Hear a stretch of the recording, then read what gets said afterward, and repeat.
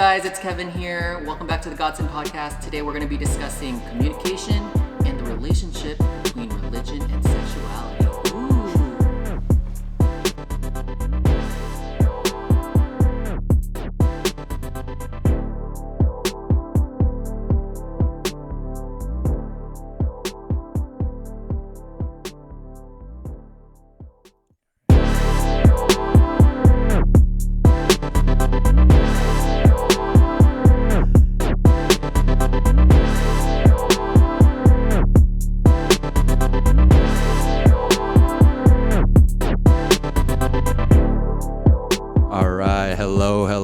Welcome to the GODSEND podcast. I'm your host, Raymond Chi, and on today's episode, I have the pleasure of interviewing someone that I actually just recently met, but honestly have had the pleasure of just connecting with and am further curious to just dig into his life.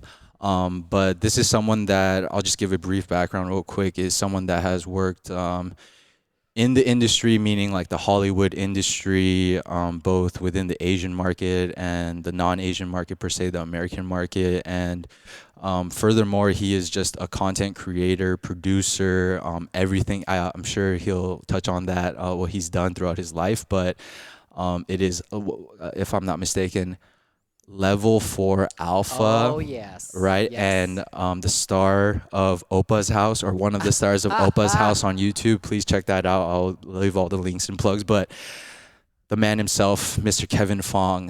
What's up? Welcome. Thank you. Hi. Thank you again just for your time and just for the beautiful space again. But yeah, without further ado, like, I won't waste time. Could you kind of just start from the beginning, then kind of take us back to the beginning, I guess, from where you started and just how your life started and whatnot. Yeah, totally. Uh-huh. But before, I can't hear myself.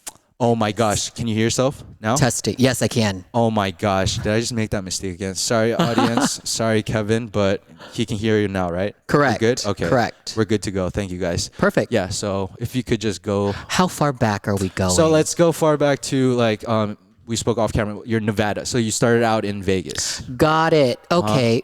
Okay. So we got the time stone. We're going to go back in time. Yeah, we're going to go with the Cool. Okay. Military brat. Born in Merced. Then moved around every 3 years. Ooh. And then mostly Vegas, I would call home base, because that was elementary school to high school. Really? I would say. Yes. So ultimately you grew, okay, so your father was a military person. Yes. And then you are half Filipino and half Chinese. Correct. Yes. Yeah, Chinese. Yes. Yeah, the Fong side, my dad's side, Uh-huh. I think they've been in like the US for a very long time. My dad is Really? like fourth generation. Oh my Yes. goodness. I did not know I that. personally think they were like working on railroad. They have been here for a long time. the railroad. And then my mom hopped on a honestly, I think it was a boat too. She moved to Guam, and then that's where she met my dad, because my dad was stationed there. Oh, I see. So. And did you mention, wait, were you the only child, Kevin? Or No, I'm the oldest of three. You're the oldest of three. You have brother, sister? Got a brother and sister, each a couple years apart, and then now we're like all adults now. It's so weird.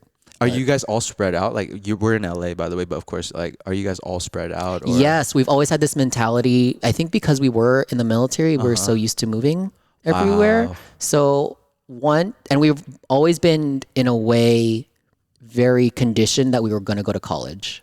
So we Typical all Asian route. Correct. We pieced out of Vegas because we did not want to be in Vegas, and then we all went to like a different college. Oh, in the end, right? Correct. And if you don't mind, so how was it growing up? You know, you were a military brat, but how was it growing up in high school and whatnot? And I didn't realize I was token Asian until I moved, or actually until I went to college and I found other Asians, because I went to University of Hawaii, and I was like, oh, this is what it's like to be more of the majority than the minority. wow. And I think when you're in high school, and especially middle school, you're just like rebelling a lot, I guess. So I didn't realize I was craving like specifically Asian American content, LGBT content, until I could actually like make it myself. Oh, okay. Then thank you for touching on that. Like, your homosexuality, right? Was this something that, because there's obviously this argument between like, people are born gay or they become gay and all these things, but we spoke off camera briefly about it. Like, what was it, or how was it for you? How did that play a role in your life? Were you someone that just became gay, or like you just always knew from a young like I think I always knew, but I didn't have a term for it. When you're like 6 years old, you don't really have the vocabulary to really describe how you're feeling. And I was always attracted to feminine things, but I knew I didn't want to become a girl. I liked being a boy, but I was just like, I wanted to hang out with boys. With boys. In a way. First crush, Jason from the Power Rangers. The red from Power Rangers. Is he the Red Ranger? Yes, he was. He wore a lot of tank tops. And I was like, oh, this is interesting. Let's explore that. And I think I was just always pretty feminine growing up. And I think it wasn't until someone, like either it was my mom or my dad, I honestly don't remember, where they told me not to act a certain way. So that's, I think, where a lot of, I was analyzing how I was supposed to act in certain situations. So what was that, if you don't mind me asking? Like, I think I like tried on high-heeled shoes or something. And then they were like, no, you don't do that, And I didn't know. I was like, as children, you don't know what right and wrong is. You just kind of try it, Trial and error, right? Correct, correct. Then I think this was kind of awesome that you mentioned was like most parents with like, if their children, turn out to be homosexual, like especially like Asian parents, very conservative, right? Cultural, like, issues and impact and whatnot. But you told me your parents were actually like an anomaly in the sense they were super in a way supportive, right? I think my mom was more accepting and understanding of it because she grew up with like gay uncles and gay cousins. Okay. So she just knew how to handle it. And I think for my dad, when as a dad you kind of have, and when you have children, you have this imagined life of how it's supposed to look like in a way. And I think back then, and especially still now, there's just no resources of how to have a gay kid. And you also, I think in a way you want to protect them because you just know how the world operates.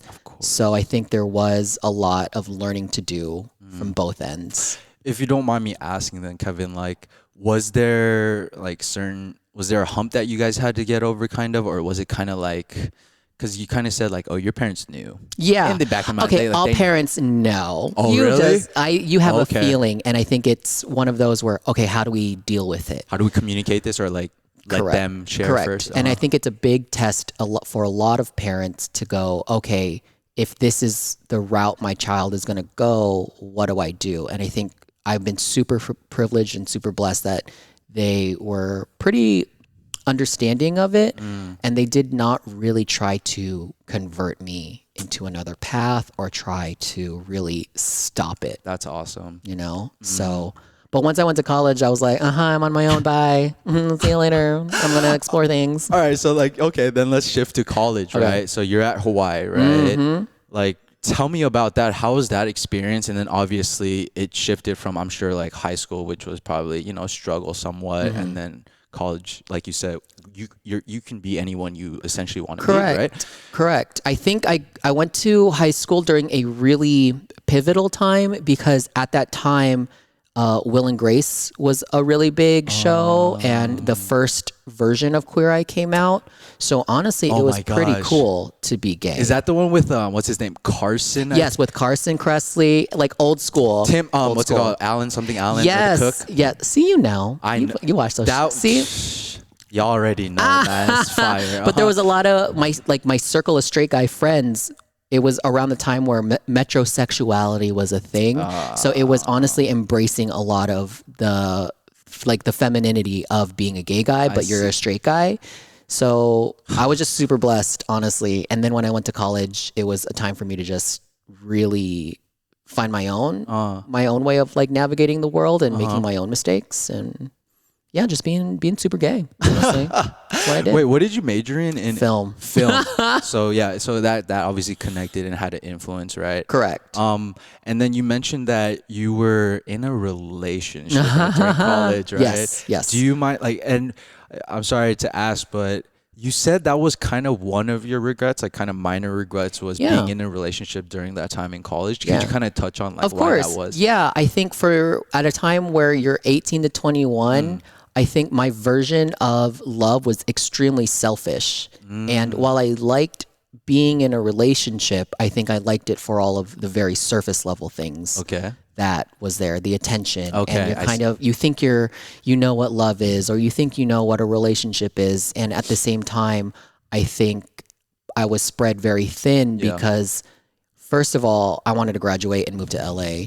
Second, it's like you're just drinking and partying the entire time. And then you're just in a small college bubble. You know, and you're not actually giving in a relationship. So while I love and appreciated what the experience was, I think my definition of what a relationship and what love is now is probably night and day. Okay. You know? But I had to go through that experience. Then what was one of the takeaways then, would you say, from that time in college that you really, because I know we'll get to LA because you ultimately always knew you wanted to end up in Hollywood and LA. So, but from college, could you look back now and say like, there's something like, oh, okay, this has stuck with me, or like this definitely helped me shift, or, you know, help me kind of move on or take that next step in life? I always knew, what I learned is playing by the rules can only get you so far. Oh, I've learned. Ding, ding, ding, ding, ding. So many like thoughts, right? Or like, you know, fill the blank. Correct. It's like, oh, you need to take a math class. Oh, you should take a social studies class. Oh, you should take this. And it's like, all of the stuff that I learned in college probably didn't really set me up for success for the rest of my life. Like most people can relate, I'm sure. Correct. And on top of that, I didn't realize how privileged I was because my parents paid for all my college. So, and my education. So it's, when I talk to other college students, I realize, oh, they were taking out loans, or they were paying for themselves, or their parents didn't do anything for them, honestly. So I realized everyone we're all here for the same reason, but we all got there differently. So it's all relative in that situation. Okay. Then thank you, first of all. Then, all right, so you graduate from Hawaii.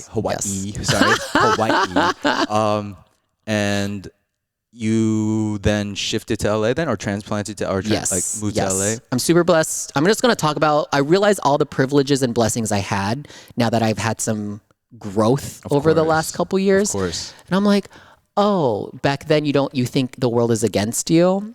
And I realized, okay, we're all not as different as I was taught in a way. So I made a short film there. It got the attention of the creator of the film school named Chris Lee. And he is like, please, I mean this with the most respect. He is like OG Hollywood. Like, damn. He was head of Columbia TriStar in the 90s. Whoa. And he is this like power Gaysian that took me under his wing and said, oh, when you get to LA, I'm going to introduce you to everyone. That's dope. And still to this day, when I compare myself and talk with my other film students, not film students, film friends who did the same thing, our journeys are completely different because he was able to show me the ropes, quote unquote, of how the industry operates. Wow. So you essentially met like a mentor, or like had that mentor, and then just built that relationship and whatnot. Yes. Wow. So how did, he was in Hawaii with you then? Correct. Obviously? He just happened to be there during that time. Wow. So he was just like a temp? Correct. No. He created the program itself. But he happened to be there as well. Correct. And this is also right off of the heels of Superman Returns, which he was executive producer for. Jeez. So to me, I'm like an 18-year-old kid going, oh my God, like, what did I do? I'm in his office. I'm going to... Precipitate, like just like butterflies, everything, right? Correct. Then how was that first experience then? Like, was it just like... When I moved to LA? Yeah, when you moved to LA. Oh, there were like multiple, but I hit the ground running. Moved here, found a room off Craigslist, thought North Hollywood was the same as Hollywood, which it's not.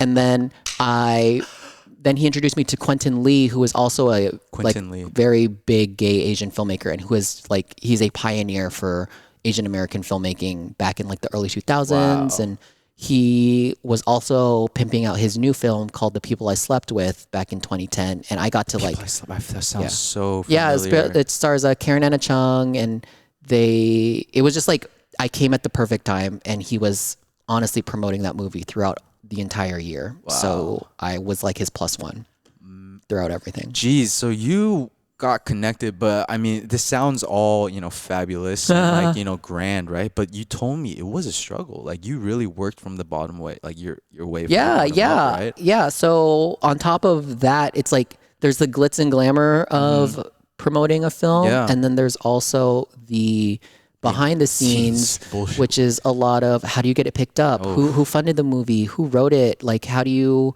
pays for the marketing, and I finally got to really understand it by just making my own mistakes and everything. So still during this time, I was like working retail, like at a mall. Like I was not. So there's like, still it was that not part pretty. time, right? Correct. But if I'm not mistaken, Kevin, like this is common for anyone that's working right out of college in the film industry, right? You're just a runner. You're doing you're doing PA work. Yeah, I worked on a couple of reality TV shows, and I would literally just sit at a computer and transcribe the producer's notes. Like, it's not sexy, you guys. Oh like, my it's gosh. not. I was doing that for like free. I was doing it for food. I was doing it just to hustle. So as an intern, you really like internship is life. Correct. In the initial stages. Wow. Yes. So then how long did this go on for then? Because like you had, then tell me this then. What was the initial goal at that point, right? Coming out of college and then first landing in LA. Like, were you just like, I just gotta work like ASAP or? Yes. I didn't have too big of an ego. So I was just like, I literally thought I could move to Los Angeles, walk onto the Sony Paramount lot and be like, hey, give me a job. Like I thought I would just like be picked up. Like I had that dream, and I think we all have that where we're just gonna walk somewhere and someone will go, you have a script? Let's make a movie. Like I thought that's what was gonna happen.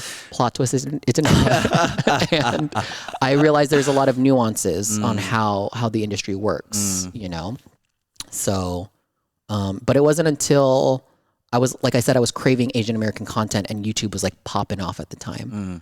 So, and I realized at that time, all these Asian Americans were like killing it on YouTube. This was like early 2000s or like, right? 2010, 2010. So 10 years, a decade ago. Yeah. So right when kind of the beginning of the Asian wave, would you say, right? In a way. And I was always thinking, I remember when I was producing for a lot of YouTubers back then, 200K was a lot of followers. Wow. That puts things into perspective. And there was very few people with 1 million. Yeah. So I realized when I was producing these things and I would mention views or subscribers to negotiate with people, I realized, this is a form of currency. Wow. I'm on to something. I didn't know what to call it back then, but I would be like, hey, this is going to get 200 million views. This is going to get 1 million views. This means something. I'd be like, oh, okay. Yeah, you can film here. The monetization factor, right? Correct. It's a form of currency, which is the views and the subscribers. And I was like, I could use this in my arsenal to negotiate. So then you started technically in the Asian industry, right? Yeah. Like, but then you said you shifted to kind of like the American industry, like American market. So like before then, what was that shift? Like, why did you end up branching out? Was that just something that you always wanted to do, or just like you got kind of wanted to grow? The last startup I was at, it was like time to go. I think the biggest project that we worked on, it completed, and I was 27, and I said, you know what? I have 3 more years until I'm 30. Let me make as many mistakes as possible. Oh my gosh, that is awesome. Like, I hope a lot of people who are hearing that like understand, like, you just gotta no regrets, right? Like, correct. Really that mentality. Yeah. And I hit a point too where it's like, okay, I would like to make money. Like, what does that feel like? Not living paycheck to paycheck. So I found an assistant job, and I in the industry, 27 is a little old, a little older to be an assistant. Prime, kind of? Correct. You're supposed to be an assistant from by the time you graduate college till 25-ish. Oh my gosh. Yes. And then you're supposed to kind of work your way up. Get your foot in the door. Yes. However, I called my good friend, Christina Chow, who is an amazing agent at CAA. And I was like, girl, what do I do? And she gave me the best advice. And I don't think she realized that 20, 30-minute conversation really sparked the rest of my career. And I was talking to her saying, I only know social media. I only know digital. Is this like what? is it too late to get back into the game to go more The thing traditional? that's literally Yes. And she said, trending. isn't that a good thing? Isn't that a good thing that you know all of this stuff? Straight up, yo. Yes. Straight yes. up. So I said, so then I worked with Naomi at Lennon Management, who taught me the ropes for like digital creators for managing them. And that's when I learned, oh, you can make money with these creators. Oh, you can charge $10,000, $20,000 for an Instagram post and they will pay. And I'm like, interesting. So, moved over there. That's when you made that shift, huh? Mm-hmm. Then what, like, okay, so if again to ask, just so we can kind of like take that next step, is what was the takeaway from the Asian community then, like when you were working during that, like that time? Money. There is very little money in that there. The industry doesn't view that community as a viable source of revenue at this current time. Yes, of course, China is a great market. Well, that's China. This is like Asian Americans trying to really make a voice in music, television, film, fashion, you know? Jeez, yeah. So Then, okay, so you get into the American market. How was it? I mean, it was great. Oh my God, it was like night and day. It was night and day. Could you kind of touch on some things that really stuck out then? Yeah, I still token Asian in a sea of like mostly Caucasian white people. The culture is way different. It's way more money driven and it's a little more aggressive, I would say. So I think like with a lot of like the Asian American community, it's like, well, what's your budget? How much do you have?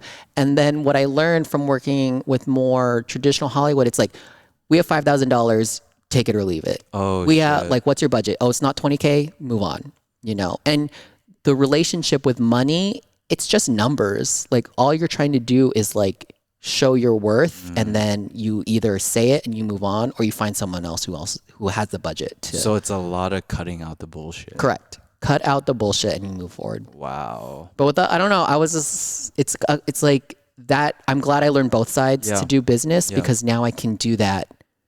Like when I do work with more Asian American stuff. Of course, because you have that perspective and that exposure. Correct. Right? Then in that community, right? Then what was a negative then from that time, right? Because you ultimately kind of transitioned out, right? In a way. The turnover is very fast in agency world. Like if you're at an agency for a year, you're like OG, you know? Wait. You said a year, Yeah. Kevin? Yeah, that's nothing. That's nothing at any company. You know, Holy crap. turnover is fast. And I don't know if it's because it's digital on top of agency stuff. Of course. Yeah. Then, I mean, like, okay, then let's shift towards what was that transition then? What was that thing where it's like, Kevin, like you were kind of like, okay, I'm over this. I need to start kind of investing in myself, right? Office culture. Office culture? Office culture is the worst. Holy shit, like Gossip. politics? Oh, they got a raise, but I didn't. Oh, they hired her over me. What? And it's just like, I'm kind of like an empath. So every time someone would like, put their energies on me, I would for some reason think it's my responsibility to feel that. When they project that onto you. Correct. And it's when you work as an assistant to any high level executive or management, you are also their therapist. You're not just executing tasks. You're just there to like be the person that they project their emotions on. Oh my gosh. So, and I'm also a very good listener. So I would just be, you have to build them up. No, you are a good It's part of the job. Definitely. So you were their punching bag, essentially. Correct. Emotional punching bag. Yes. I'm an emotional dumpster that they just dump everything into. Holy shit. And vent to and whatnot. But I didn't learn what to do with that energy. I would always just let it like linger on me. I've now learned that I can't take it personal. So it's just like, cool, vent, and then you move on. Yes. So don't let it like kind of affect you in that way and drag you down. I think that's really important. Then, okay, so you transitioned, right? Like you held so many positions, right? I guess in a way. During that time as well. Yeah. Right? And you just juggling a lot of tasks and whatnot. Correct. Then could you tell us like what did you end up transitioning to after that then? What was that next like?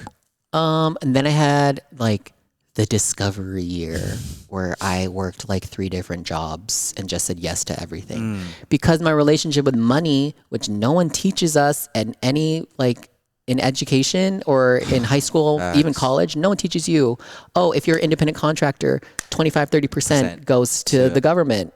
Then the rest goes Uncle to Sam. you. Correct. I actually have in my bank account, it's called For Uncle Sam. I Oh my gosh, shove stuff that in is there. hilarious. Oh my gosh. Anyway, yeah. That is so funny. But no one teaches you that stuff. And I learned that my relationship with money had to change. So that was like my big wake up year. Then essentially, like, would you call that corporate, what you did I work would say for? corporate, yes. But just like in the Hollywood industry Correct. and like, you know, entertainment. Then when you essentially left corporate, right? So what is it now that you're pursuing, right? Like you got your finances kind of in order, or like you paid more attention into that. Yes. And then you realized that, and then living in LA, like, come on, the taxes and whatnot. Yeah. Yeah, I learned that it's now my like selfish period where I can invest in myself. So let's say I saved a whole bunch of money. What am I going to do with that? Like, I don't want to just save it and then not be able to live life. Exactly. So now I was like, okay, let's properly budget for stuff. So is that kind of where you're going now, where it's like you're budgeting for your plans going Yes. forward? I'm going to pay for a trainer. I'm going to invest in a studio. I'm going to buy equipment, you know? So what is the plans now then with Kevyn, right? With that budget, right? Like, what I love is like COVID makes us live day by day. oh, So facts. who knows how the rest of the year is going to go. So it's just honestly taking things day by day. taking things day by day.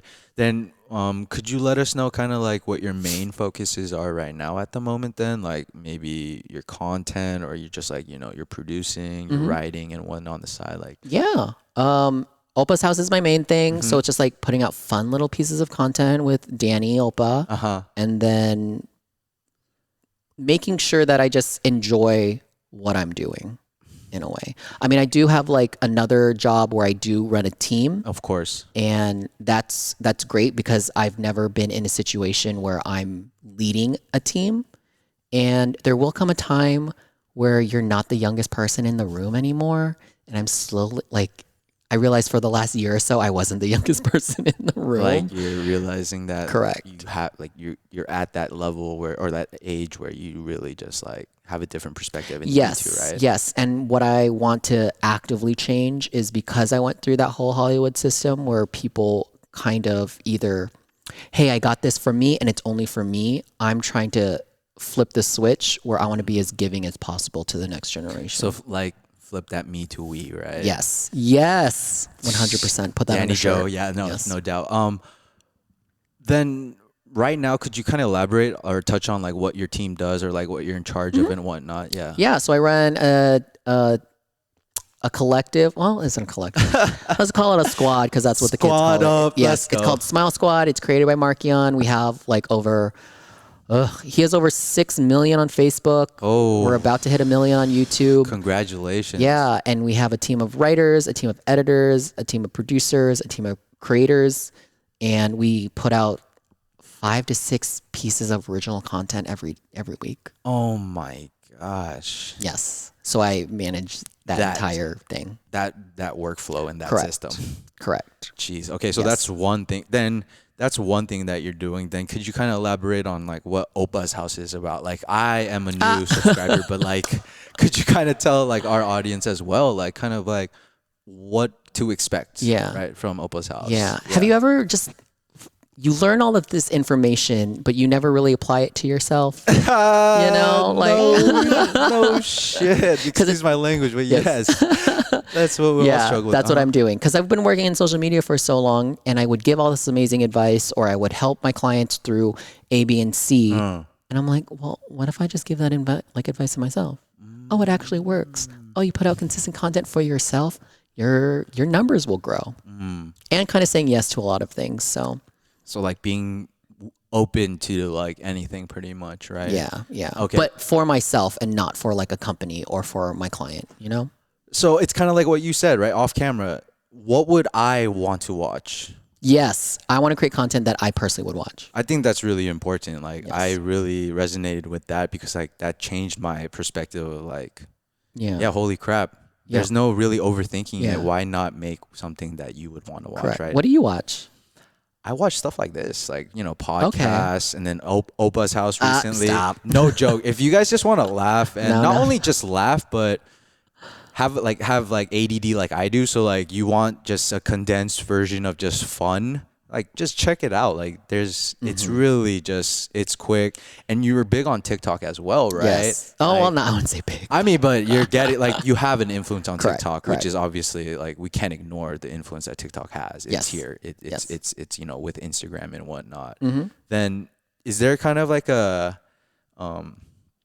some advice you kind of can give to like influence, like, you know, just you know, Yeah. you've been in the game, like Yeah. could you share kind of like a little thing, Yeah. like your insight into that Yeah. that world and whatnot? Personality and consistency. That is like the two things. That's Wow. it. I think personality can shine despite what model iPhone you have, despite what kind of equipment you have. facts. As long as it just like shines through the platform, I think that's what's great. And then if you are consistent and one thing blows up, it's your job, hopefully, to capitalize off of it and move on. Then in your opinion, right, Kevin, out of like the three platforms, like of course there's other platforms, but like out of YouTube, IG, like Instagram and TikTok, like is there a difference in your audience, or like is there a different approach for each one that you Yes. take? Yes. Oh shit. Each okay. one is night and day. If you look at an influencer on Instagram and then you look at their TikTok, it will be complete. I guarantee you, it will be completely The different. feed is different. Yes, yes, and even numbers wise, they'll have like 100K on TikTok, but then like bare- 5,000 on Instagram.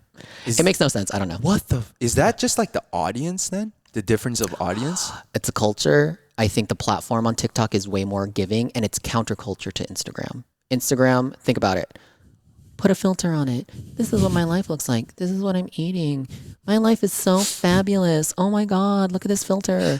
And then TikTok is like, I just woke up this morning. Here's a funny, like, this is me at a horrible angle. Holy crap. You know? So it's way more raw in that aspect? Yes, and I think it's because Instagram has created this culture that you have to have the perfect life. TikTok is like, no, this is a version of what actually I am shit. like. And you said TikTok is, sorry, my knowledge of TikTok is so minimal, but like you said TikTok was kind of like the Vine back in the day, It right? is the Vine of It today. is the Vine of today. Yes. Oh my gosh. Yes. Would you say the audience is like a more younger? Is there a demographic? 100%. Oh, 100%? Yeah. Then do you see a difference from your response or your feedback from your audience on YouTube as well then? YouTube's still House and whatnot. growing, but I think YouTube is just a runoff of Instagram. And I think on TikTok, my audience is like queer anime kids.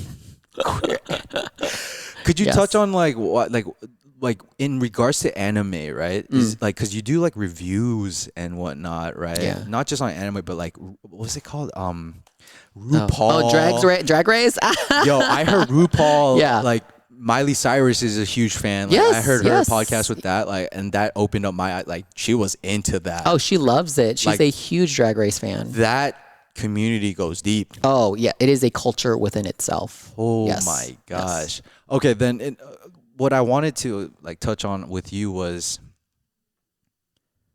how is the gay community, right, accepted in different or treated differently in your opinion between the Asian community or the market or the industry and the American industry? Yeah. There's a lot of like intersecting, I feel, specifically with my experience, because while the gay community presents itself as, we're so accepting, I love everyone, rainbows and unicorns. At the same time, within that community, it's very segregated and there's a lot of nuances. And I think it's something that we're unpacking now due to the whole movement with Black Lives Matter. I think that like really opened up Pandora's box of calling everyone out in a way where it's like, we need to recognize these privileges. That's why I keep going back to privileges, because I didn't realize how privileged I was until this year.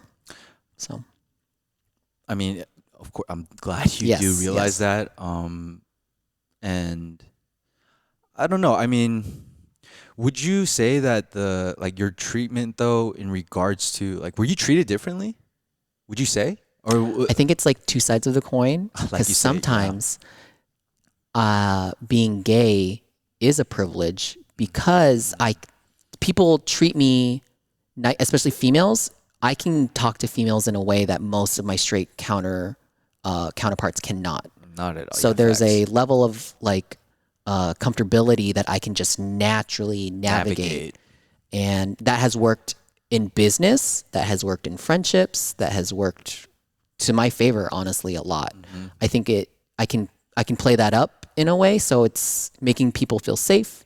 At the same time, like the other side of the coin is, yes, I have experienced like homophobia, and yes, it is Shit. something that it's like maybe they don't want to do business with me because I am gay. Who knows? But it's a Who knows? reality, you're saying. Correct. Like, it's not just like show. Correct. Yeah. Then if you don't mind me asking, Kevin, like, is there like a moment that you can kind of describe that sticks out that you felt that like That homophobia. that hate or that homophobia? There's one when I was like in high school and we were doing a film group project together, and it was like four of us.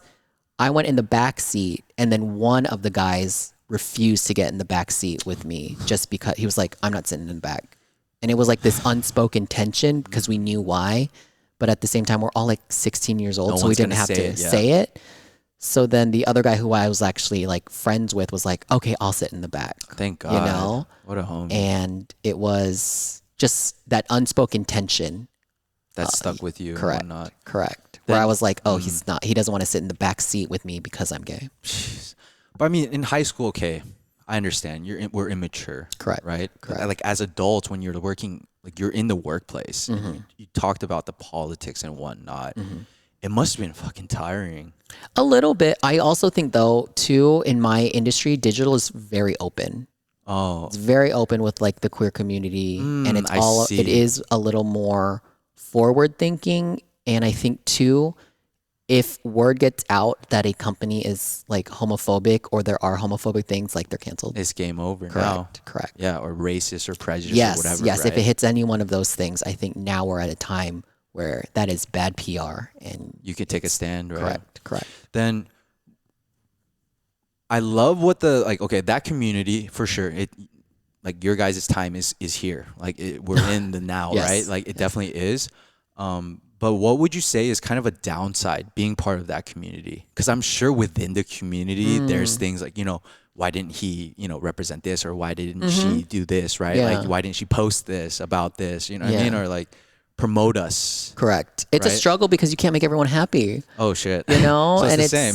It's the same everywhere. I think we're going through similar struggles, but it's always like, oh, they're not gay enough, or oh, they didn't say anything about gay Asians or gay people of color or gay disabled my people. goodness. And it's really hard because it's one of those things, because sexuality touches upon every aspect. It goes into race, religion, Everywhere trickles down. yeah. correct. Whether you're male, female, or whatever it is you're in between, it's a very, very large spectrum. Jeez.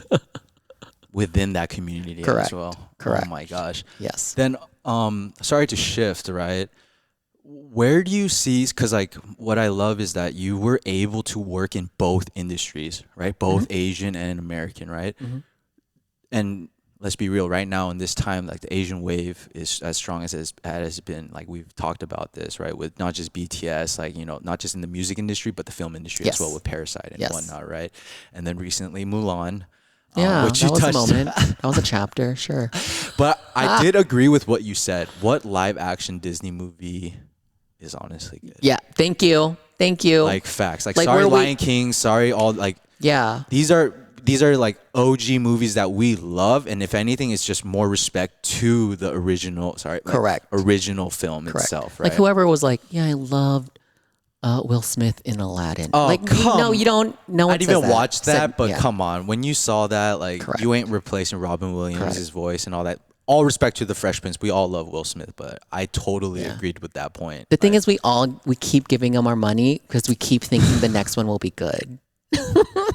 Because we have this hope, right? Correct. And that's what Correct. drives, Yes. Disney and marketing and all of Yes. that. Then, sorry to go off tangent, but like what do you see with the Asian market? Like, I know we touched upon this off my camera, but like, could you share with our audience like your personal opinion? Like, do you see this as just like a fucking trend that's just gonna die out, right? Because Asians are so fucking trendy. Correct, right? correct. Or do you think this is something that we can actually like capital or not that sounds so Yeah, monetary. I know, know. it's all about fucking money, all right? Correct. But like, no, it's not, right? If you really think about it, like what really matters is not money, but what everyone cares about is. But what I'm worried about is that this Asian wave will just die out and it'll just be a trend. Yeah, What's your thoughts? on a business level, money.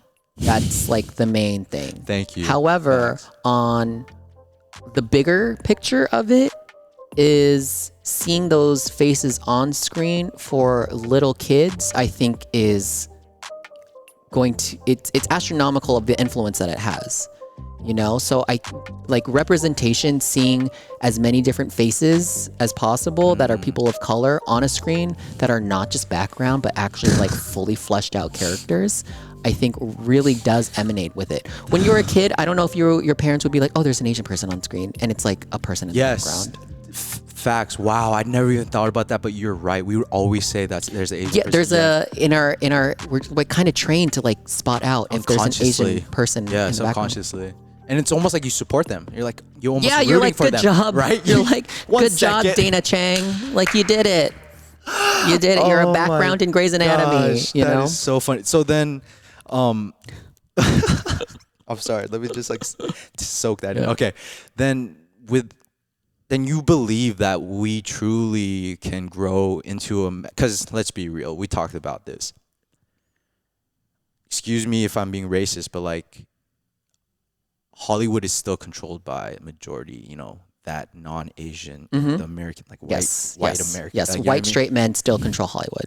Let's be real. Thank you for saying it. He said it. I didn't say it. I'm just kidding. But I don't mind saying. No, real talk though. That's facts. And it seems like Asia or the Asian market, even not just Asian, the non-American market is trying their best to obviously change that. You know, people like Kanye, you know, people have their opinions about him, but he's definitely being transparent with the fact that Hollywood is controlled by these white, you know, straight men, and it needs to change. Like, we need to empower not just the artists, but other, you know, communities and markets as well. And do you think that shift is gonna change, or like, is it up to us to? I hope so. I think it's everything. I think it's up to us to vote with our dollars, because it's the only way that I think we'll act. You have to think. You have to communicate to these people in a way that they understand. And the main thing that we all understand is money and like dollars. You said the numbers, right? Correct. How is the box office? Why is the box office thing such a thing? Why are views such a thing? You can't deny a view. You can't deny marketing. If a movie kills in the box office, if BTS kills records on Spotify, you cannot debate that. Numbers Labels are like, oh, a lot of people are streaming BTS. That means something. You know, they really focus on the data and the statistics, 100%. Because the bottom line is all that matters, right? That is the currency of today. The currency of today is streams and views and followers and subscribers and engagement. Tell me this then, like, in regards to the gay community, right? We're seeing a lot more shows, right? Really giving you guys a platform, like we mentioned or touched on Queer Eye. I fucking love that show. Like, I will rep that till the day. Like, it's fire. It's like, oh my god, teens. Yeah, like you remind me of Jonathan. Yes. Oh my god, thank you. Yeah. Oh my god, that's a compliment. Thank you. No, he's basically Carson, which is why the only person that I remember is Carson, because you know they're like the life of the show. Given all of them have their, you know. No, JVN is the soul of Queer Eye. You know what I mean. So anyway, sorry to go off tangent, but do you think that's something with Hollywood, again, in the same way that I asked you with the Asian industry? Do you think the LGBTQ community will also be able to continue their exposure? Yeah, 100%. I think the gay community has been here for a while, and I think America and viewers know now that a gay person is like kind of three-dimensional, you know?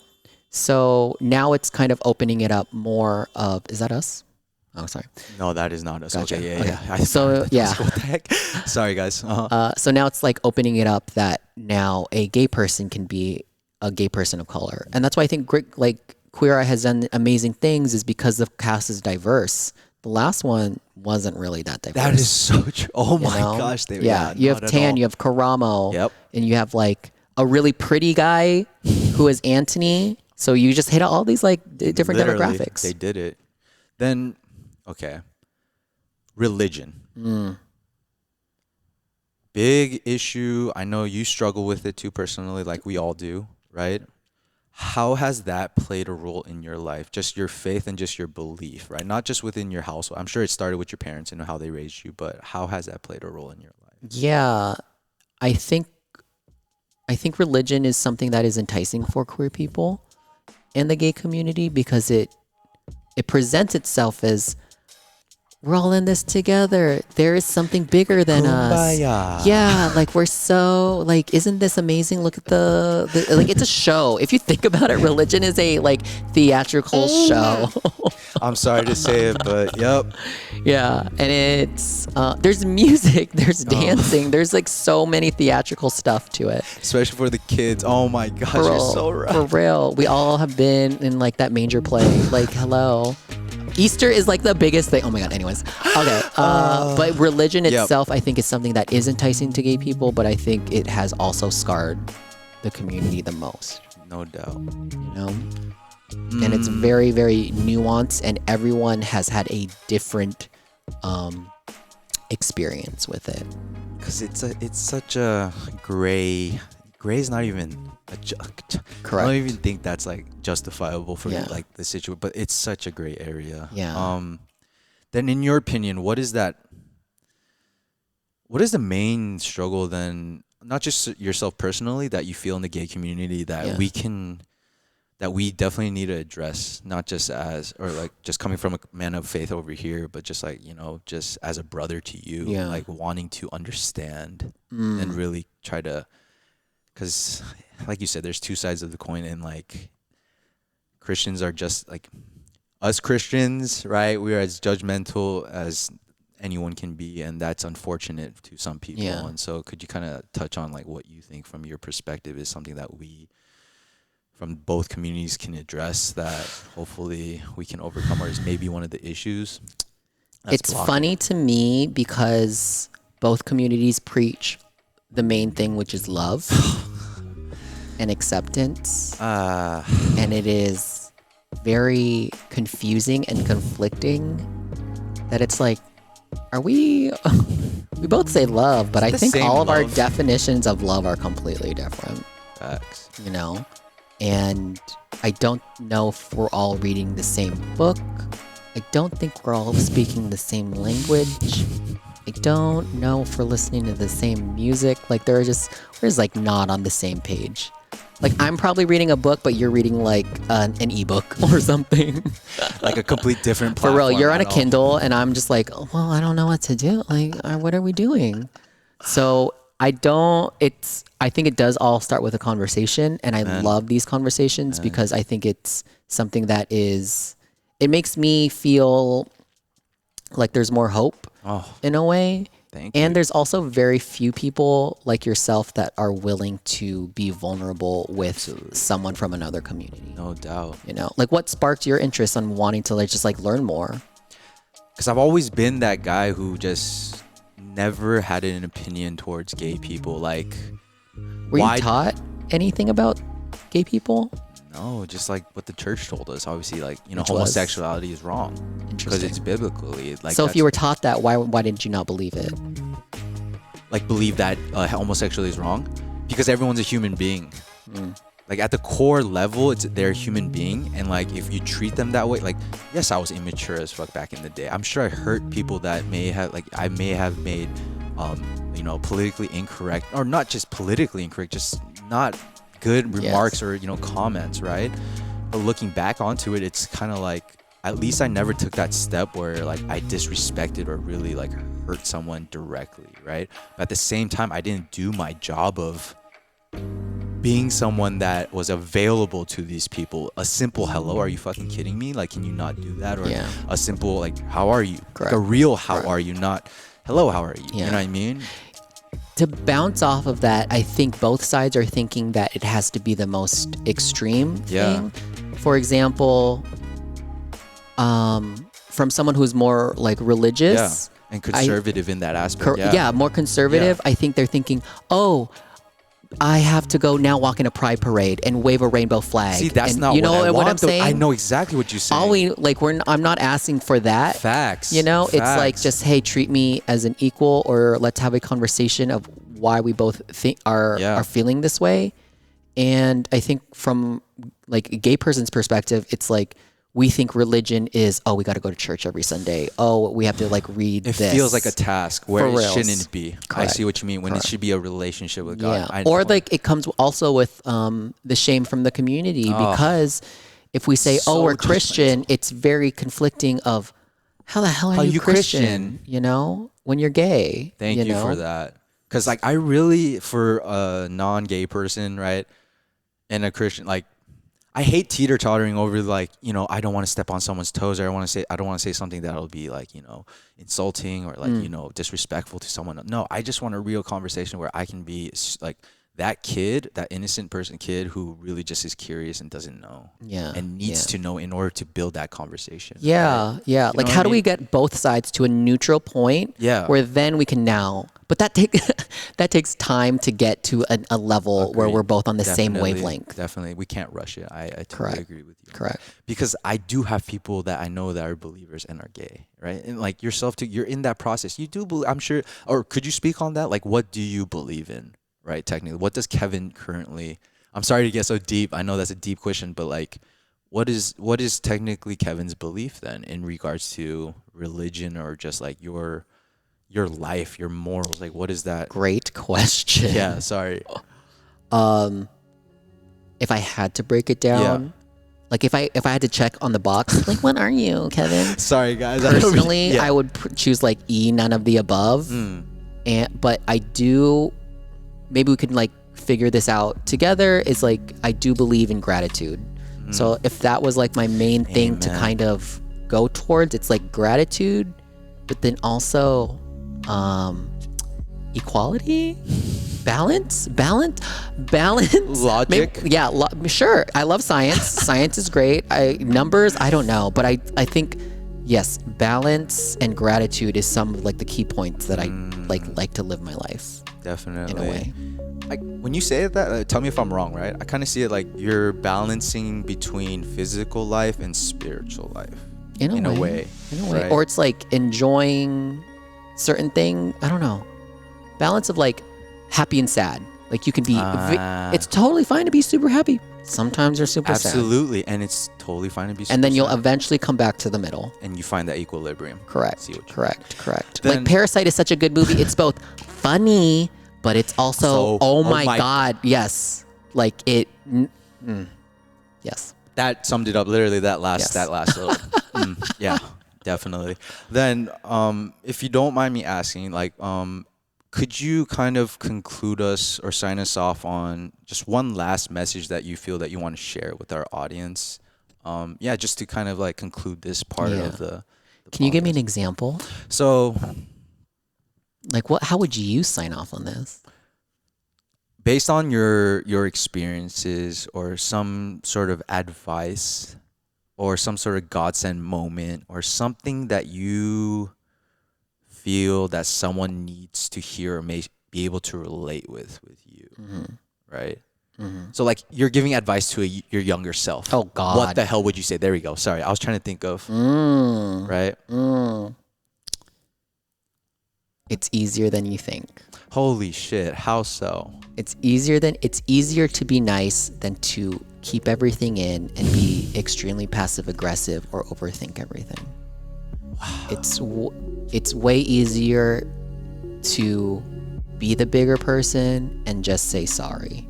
It is not that hard, but we make it harder on ourselves. So reaching out and saying I'm sorry, reaching out and saying I'm here, reaching out and saying how was your day, it's not that hard, honestly. But we overthink it and think, oh, if I do this, then A, B, and C will happen. Just do it. And then you end up not communicating. And then you end up not doing it at all. Thank you.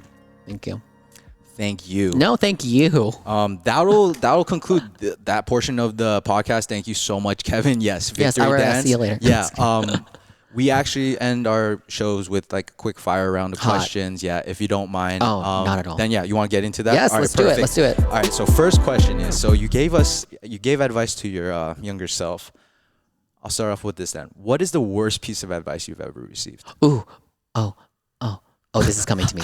The worst. What is the worst piece of advice Kevin has ever received? I've received so much. I've received so much. Just one, please, if you can. I'm not trying to bring these back for you. Put your Instagram link in your dating profile. Can you please explain why? Oh my gosh. I think if you put if you put your Instagram link in your dating profile, too much information. Too much information for the person, and then that gives them more reason to be like, oh, they like this, they follow this person, this person, this person. The dating profile is just there to whet their appetite and hopefully swipe right. Like, that's it. So too much information is given right off the bat. Correct. They need to get to know you. Yes. That's the point of a coffee. That's the point of a date. That's the point, is to get to, you can get to know someone based off their Instagram in like 30 seconds and you already know them, That's you know? definitely true though. For sure. Thank you. Great answer. Next question is the like most memorable experience you've ever had with maybe like working on a show, working on like a set, or with a celebrity, like that you've encountered that you can recall maybe off the top of your head. Yeah. The nicest Hollywood family that I still keep in touch with today is the Stewart family. I know them all. I love them all. There's a mutual respect, and I met them, I think now 10 years ago. Wow. And we still keep in contact. That is, if for those of you who don't know, could you tell us who the Stewart family is? Oh, yeah. It's a Boo Boo Stewart, who was in Twilight. He was in X-Men, Days of Future Past. He's in Descendants, that huge Disney franchise. Come on now. Hello. Okay. And then Fievel Stewart, who is his sister, and she is like, we met at a time where I was a little bit distant with my sister, and in a way, now that I look back on it, she was the little sister that I never got to really guide during that time. And she's now killing it. She just got into a movie with Sandra Oh. With Sandra Oh? Yeah, it's called Oma. With Oma? It's a horror movie. Oop.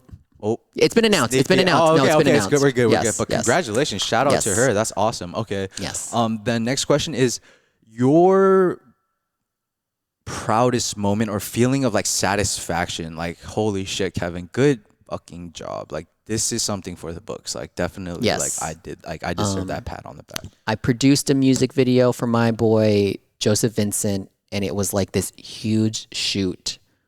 And at the time, I was like 26. Wow. 25, 26. And I was feeling like, can I do this? Can I handle this project? And I did it. I produced the entire thing, and I saw that thing from start to finish. And it really felt like I put a stamp of Kevin Fong on it, because in my opinion, it couldn't have happened without me. Through casting and just the conversations and moving things forward, I feel. Yeah, so you definitely had that moment where like, holy shit, I know my value. Correct. I did this shit. Like, shit happened because I put in that work, right? And that was the first time I was intentional with saying everything happens from the top down. If the top is like messy and not professional and not on their stuff, then it's just going to trickle down. So in that aspect, leadership, it really starts with leadership, right? Right. Yes. Yeah. Yes. Thank you. Okay. And then last and final question. What's your favorite food? I know, like, I was gonna ask what your favorite movie is, but what's your favorite ice cream? I thought that was such a okay. But last question is, what is Kevin's ultimate goal like right now? Like, what is Kevin's like in 1 year? Like, oh, this is what I want Kevin to. I want to be happy and happier. Yes. Ooh. Yes. Whatever it looks like, just be happy. I mean, with that said, I think that's we'll end it on that note. Thank you so much, Kevin, just for your time. Thank you. Yeah, oh my God. Do you mind telling everyone how they can, reach out to you or connect with you and whatnot? Yeah. Instagram, just Level 4 Alpha. Level 4 Alpha. Yes, which is from American Horror Story. Yes. For FYI, for those of you guys who didn't know. So so they can reach out. That's the best place to reach out to you, right? So thank you again, Kevin, just for your time. Thank you, audience, for just tuning in. Once again, this is the GODSEND podcast. I'm your host, Raymond Chi. And thank you again to Kevin. Until next time, take care and God bless. Peace.